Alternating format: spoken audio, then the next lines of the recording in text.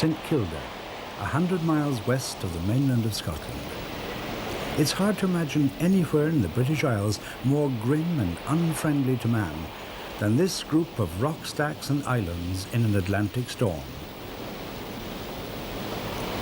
And yet this gale-swept place was home to a small, hardy community of Gaelic-speaking Scots for possibly 1,000 years.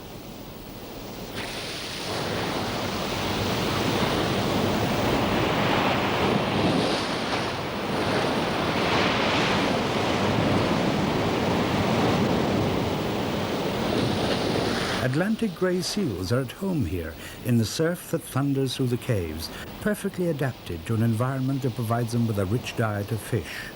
But how did man survive here, cut off from the rest of civilization by this Atlantic weather? The answer was seabirds, millions of them, guillemots, razorbills, puffins, and most of all the fulmars.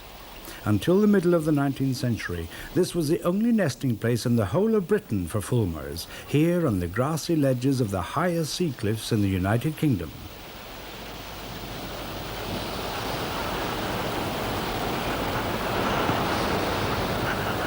Plenty has been written about St Kilda, but understandably the film record is pretty sparse. The first to take up the challenge was the English naturalist Oliver Pike. As early as 1908, he took the first ever cinefilm of its people and their unique seabird harvest.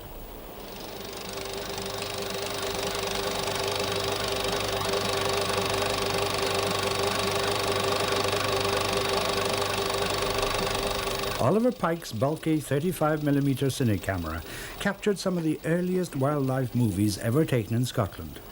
He captioned this shot of the fulmar chick spitting defiance at the camera as the staple diet of the St Kildans. He recognized the significance of the seabirds as food, and bird fowling as a key to survival. Watched by his dog from the top of the cliff, the fowler staked his life on his rope and went fishing for birds with rod and line.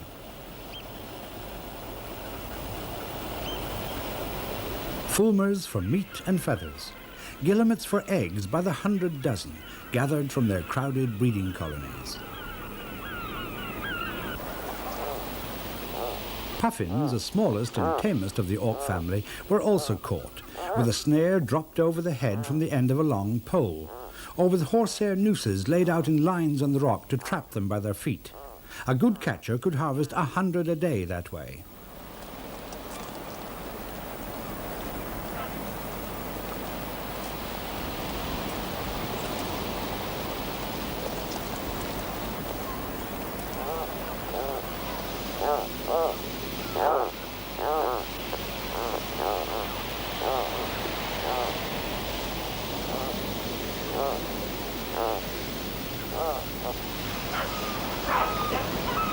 Fishing was always hazardous, and they seldom ventured far from the shelter of Village Bay.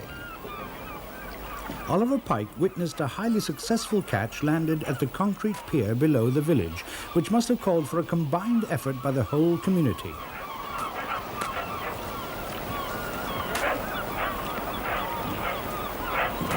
Accompanied as usual by hordes of dogs, the fishermen and their children hurry past the factor's store at the head of the pier on their way to help with the communal job of gutting and salting the catch down on the rocks.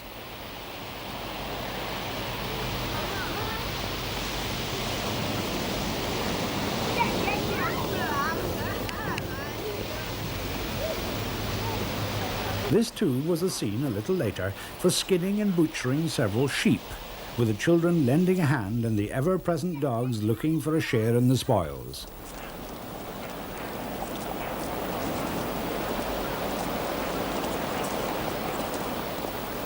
The women's workload must have been non-stop, but their living conditions were vastly improved by the cement-rendered Button Ben cottages built in 1860 by their laird, the MacLeod of Skye.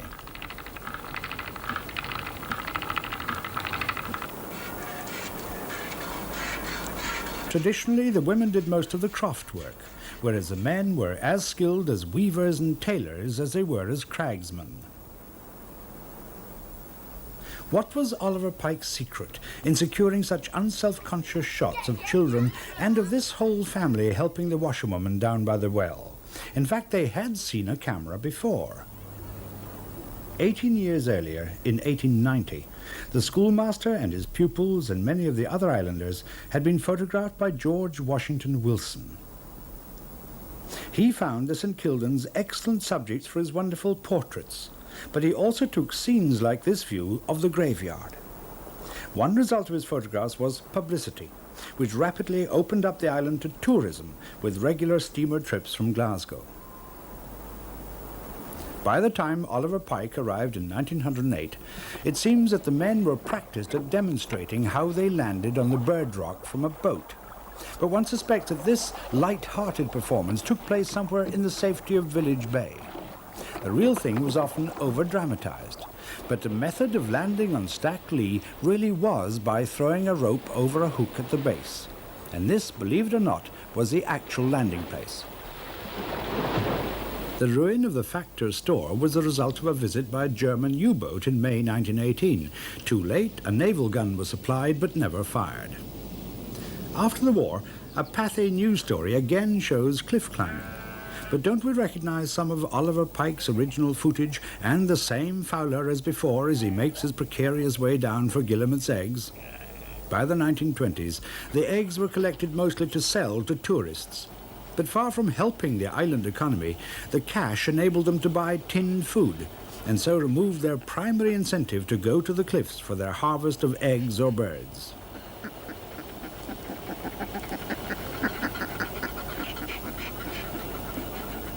Fowling had been a way of life, so that every St Kilda boy had had the ambition to be a good cragsman.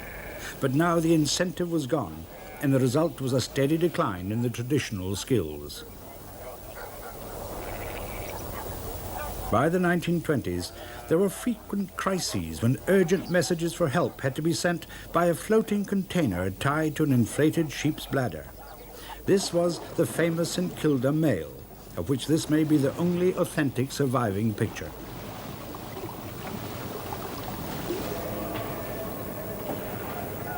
In 1923, for example, following a wet, stormy winter and the failure of the potato crop, the islanders were only saved from starvation by a chance visiting trawler which brought back word of the crisis. Help was therefore sent on the 20th of May 1923 by the SS Hebrides, the first tourist boat since the previous summer. And this whole episode was turned into a news-type silent film by Robello and Mann of Glasgow, who were among those on board at Glasgow docks as she left. By 1923, St Kilda was news.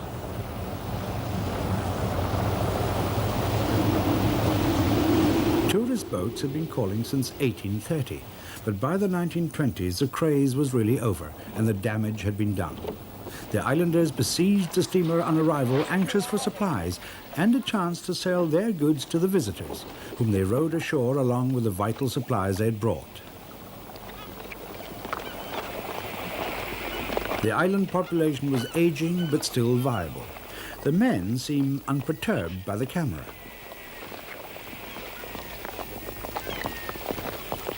The women were different, and now that we know this caption is not true, we can see a dramatic change in their attitude to the camera.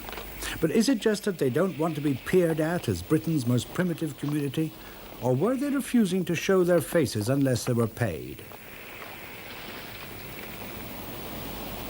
Certainly, all the evidence is that they were only too ready to receive any handouts that were going. One wonders whether Robello and Mann, like many others, realized that here was a community starting to disintegrate, no longer able to look after itself, with young people leaving or sometimes whole families, and those that were left preserving their old skills more as a demonstration for tourists than for their own subsistence.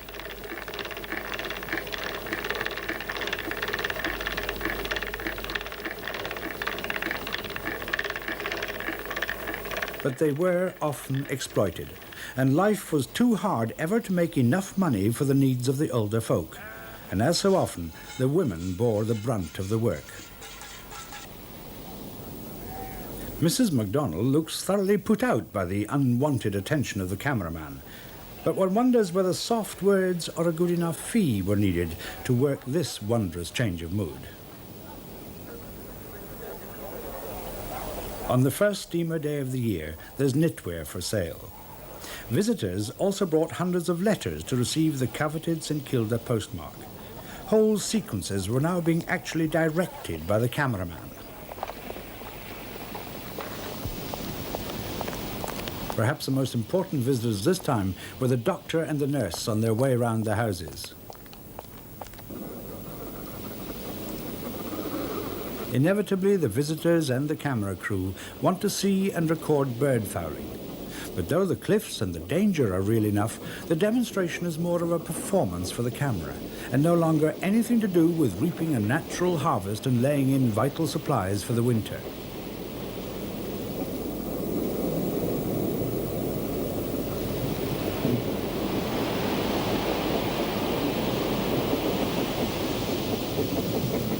Yet the old skills are there, and the fulmar harvest did in fact go on quite successfully in some years after 1923, though fewer and fewer able-bodied men took part.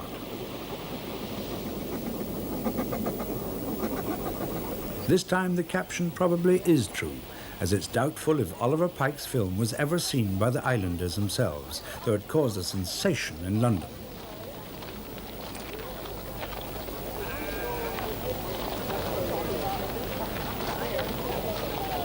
Some islanders seem shy or else very reluctant to go to the show, and one wonders what the Glasgow film men showed on the screen.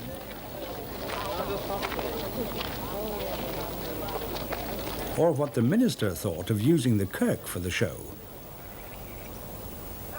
Robello and Mann also took a rare picture of the narrow strips of cultivation below the village street.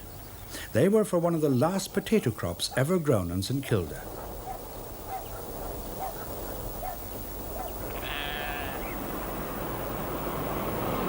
Only 7 years after they left, the last ever movie film of the St Kilda people was taken by ornithologist and amateur cameraman John Ritchie. He came to film the evacuation of St Kilda, the island that had failed. Late in August 1930, the Dunara Castle came to take off the islanders' animals and other possessions prior to their own evacuation by the Admiralty on HMS Harebell on August the 29th.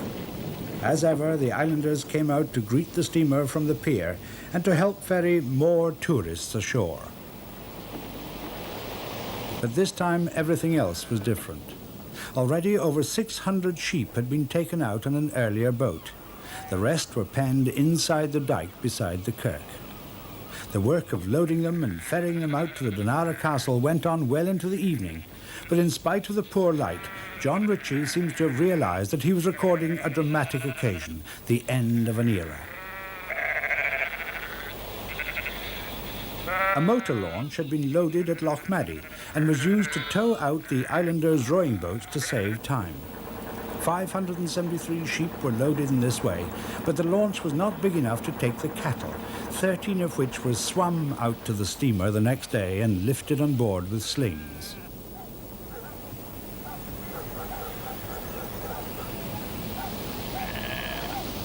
The busiest place those last 2 days was the post office, with Neil Ferguson, the postmaster, stamping thousands of letters with the last St Kilda postmarks. At first, John Ritchie was able to film the islanders without difficulty, showing people carrying their pathetic bundles of belongings. It cost him, however. This lady charged him £2 to take this shot. Then comes a change. Everyone starts to hide. Perhaps the islanders' patience was exhausted, their anxiety mounting to breaking point. For suddenly all the women and girls are trying to escape, taking refuge behind closed doors, fed up with being watched, a people at the end of their tether asking only to be left alone to their grief as the final moments approach.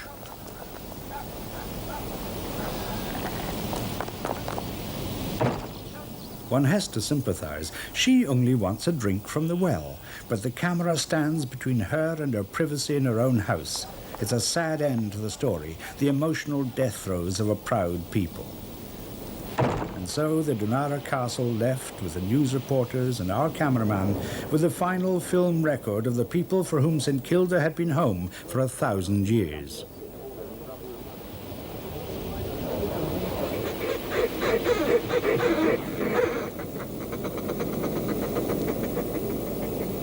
And so, in 1930, St Kilda went back to nature, except perhaps for the occasional trawler sheltering in Village Bay. One attraction to such fishermen was the chance to help themselves to a Soay sheep.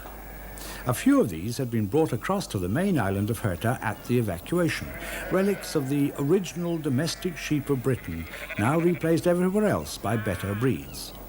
In St Kilda's empty years, the Soay flock grew rapidly to form the only flock of wild sheep in Britain, totally unshepherded and left to find their own level of population. The Soays thrived, and so did the little St Kilda wren, nesting largely in ruined cleats and houses.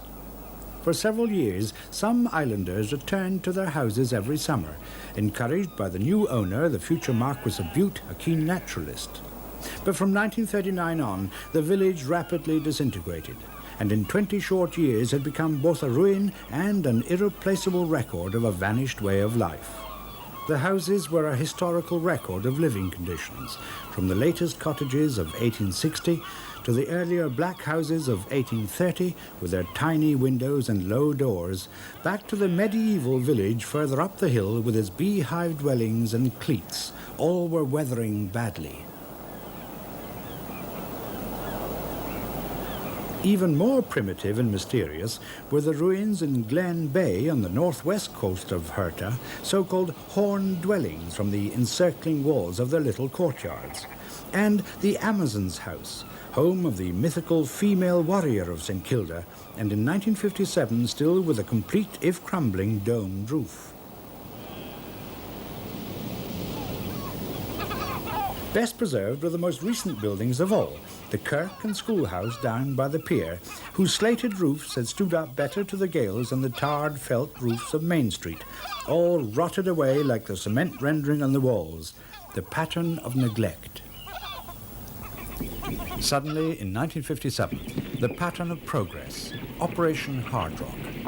On the sandy beach of Village Bay, tank landing craft disgorged trailer loads of building materials in a £500,000 venture to establish a radar station for the South Uist rocket range and to build the first ever road to the top of Mullock Scar and Conica.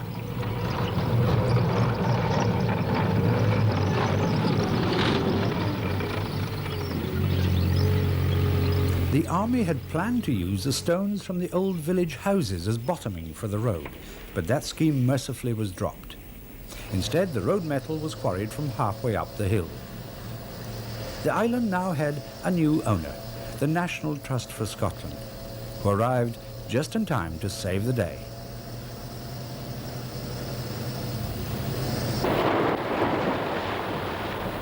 In 1956, the previous owner, the Marquis of Bute, had died and bequeathed the whole island group to the National Trust for Scotland. In July 1957, the first inspection party from the Trust went to St Kilda just as the army was starting work. The party was led by the chairman of the Trust, Lord Weems. Boats were lowered with some difficulty, and with the Trust's flag flying on St Kilda for the first time, Trust Director Jamie Stormont-Darling, Lord Polwarth, and scientific experts James Fisher and Kenneth Williamson went ashore to assess what was to be done. They found a changed island.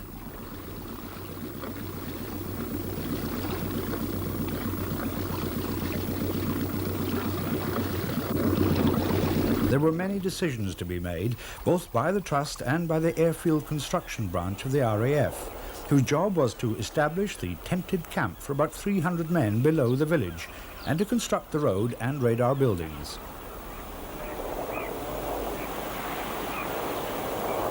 Already the army had agreed to re-roof and repair the kirk as the camp church and cinema, and the manse as a sergeant's mess. The village was another matter. What was to be done to prevent further decay and the loss of a unique heritage of building and island culture? The shape of the village street had survived remarkably well, but the graveyard wall was a typical example of work that cried out to be done.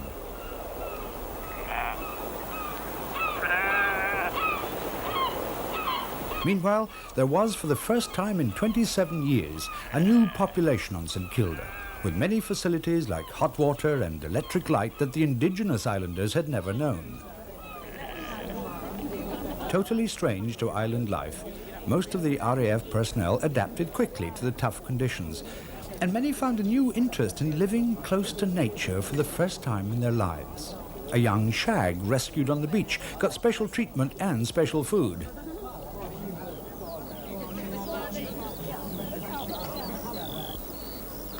The St Kilda field mice were not quite so favoured when the quartermaster found they were especially partial to army bootlaces and Cadbury's chocolate in the stores. The weather in the appalling summer of 1957 was a real problem both to the road builders and to Chris Mylne, faced with making this film for the National Trust of what they'd taken on at St Kilda. But at least he was able to record new life on Herta. 34 years after Robello and Mann's classic documentary of life in 1923, once again there was a queue for the pictures in the kirk, but this time for seasoned cinema-goers anxious to forget the weather. It's sad to think that many of these young islanders with little resistance to infection had later died on the mainland. Meanwhile, due largely to the commanding officer's drive and leadership, the road and radar buildings were completed, often in appalling conditions of wind, rain and Atlantic mist. The architecture of the technological era had reached the island of 1,000 cleats.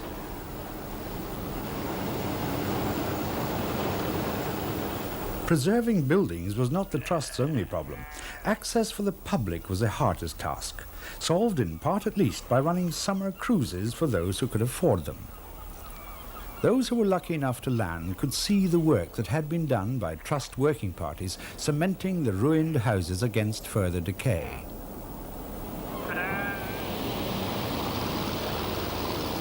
Cruising with the National Trust for Scotland to remote places became something of a cult, based partly on personalities like Lord Wemyss as leaders. But one day in 1971, he was waiting at the pier in St Kilda for a very different kind of cruise ship and visitor, the Royal Yacht Britannia, bringing the whole royal family on the first ever visit by a reigning monarch to Britain's remotest inhabited island. This was a rare opportunity for the royal family to come ashore in relative privacy. The Queen and the Duke of Edinburgh were welcomed by Lord Wemyss for the National Trust and by the officer commanding for the army contingent. The only cine camera present was that of John Wilkie, one of the leaders of the Trust's working party at the time, who followed the tradition of Oliver Pike, Robello and Mann and John Ritchie, the unobtrusive camera recording events whose significance speaks for itself. This time it's only the Soay sheep which run away. The inhabitants are only too keen on this occasion to show off their houses. These three 1860 houses had been re-roofed by the Trust as accommodation for future parties of volunteers.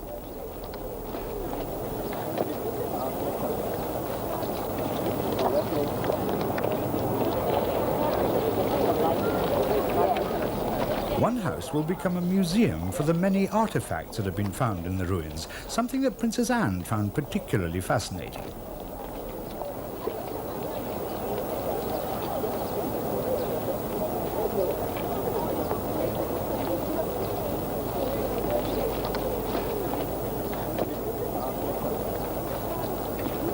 Dr. Morton Boyd, director of the Nature Conservancy Council in Scotland, was also there to explain its role in running the island as a national nature reserve.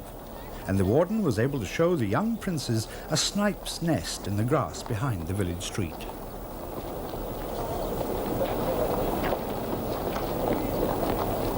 For all who were lucky enough to be there, it was a day to remember, a day of rare informality and relaxation for the royal family. A day of recognition for the Trust working parties, most of whose work goes otherwise unseen. It was a milestone in the St Kilda story.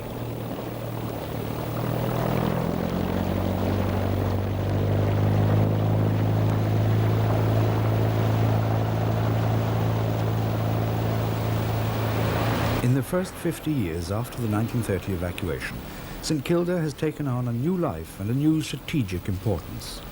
More money has been spent here on defence than the islanders could ever have dreamed of. The army camp, now far more compact with its permanent buildings, fits unobtrusively behind the improved and extended pier at one end of the old village street.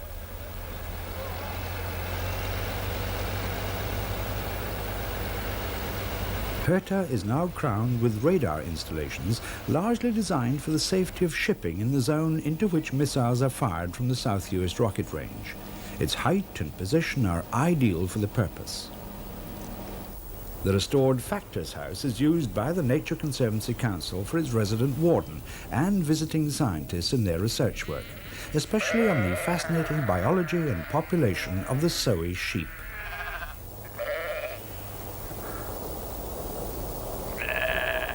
Ear tags on the lambs and leg rings on many birds like the puffins are markers of the extensive use of St Kilda as a kind of wilderness laboratory. The National Trust for Scotland provides a conservation effort. Every year, several work parties of a dozen volunteers under experienced leaders help in the work of restoring the buildings, a privilege they gladly pay for. Most then join the St Kilda Club, open only to those who have spent a night on the island. They come usually quite untrained, but find it a rewarding, even inspiring experience.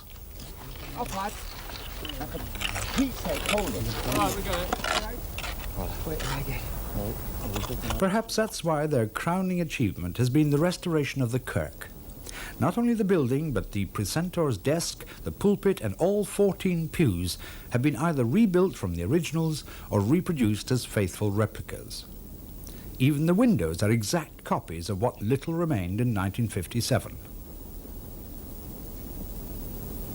And alongside the kirk, the schoolroom has also been restored down to the last moulding on the fireplace, exactly as the children in this 1927 school photograph would have remembered it.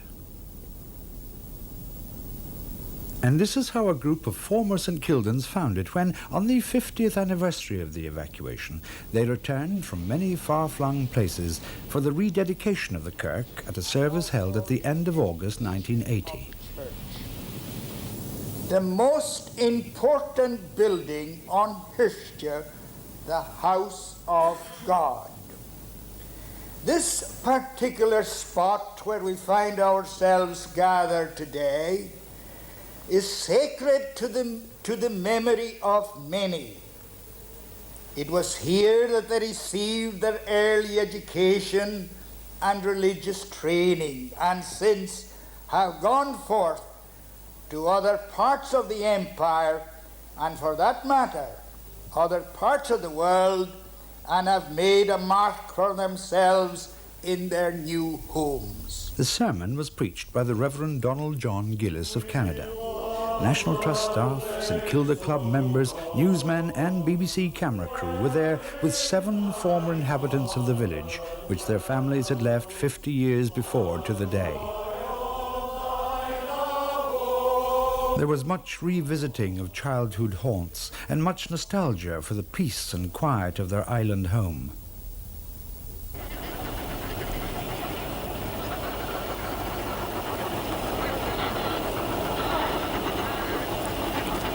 In the summer scene, it was easy to remember the good times and to forget the realities of poverty, isolation, endless toil, and that relentless Atlantic weather which has impressed so many passengers on trust cruises round the islands.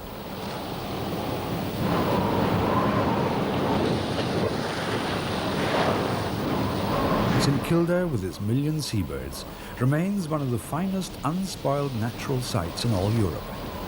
Since 1957, the influence of the National Trust for Scotland has been crucial in finding ways of letting the public gain access to its most inaccessible property, in preserving, in partnership with the Nature Conservancy, its unique wildlife and natural features, and above all, in ensuring a future for one of Scotland's greatest natural assets.